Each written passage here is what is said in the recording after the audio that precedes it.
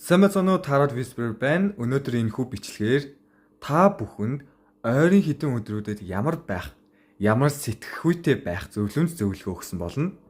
Энэ бичлэгийг үзэж байгаа л бол танд энэ зөвлөгөө үйлчлэх болно. 1. Та бүхэн ямар ч нөхцөлд аз жаргалтай байгаасаа хэмээн хүсэж байна. Хинч таны сэтгэл зүйд халдах боломжтой. Гэхдээ хизээч тэднэрт өөрийнхөө ирэхэд бүх халдахыг зөвшөөрөөрэй. 2. Хүн бүрт заавал таарах, зохицох албагүй. Тиймээс өөрийнхөөрөө энэ цаг хугацаагаа маш сайхнаар өнгөрүүлээрэй хэмээн хүсэж байна. 3. Өөрийнхөө эд зүйлсээ ялангуяа өөрийгөө хайрлаарай. Өөрийн чинь үн цэнтэй зүйлээ битгий алдахыг зөвшөөрөх хэмээн зөвлөж байна. Эцсийн уншлага бол ухаанд ханху.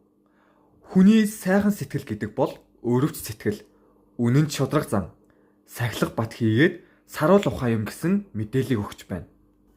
Хэрв та бүхэнд таалагдсан бол лайк болон subscribe дараарай. Мөн комент хэсэгт сэтгэлдээ бичиж үлдээвэл илүү сайн байна. За дараагийн уншлагаар уулзъя. Амжилт. Баярлалаа ёстой.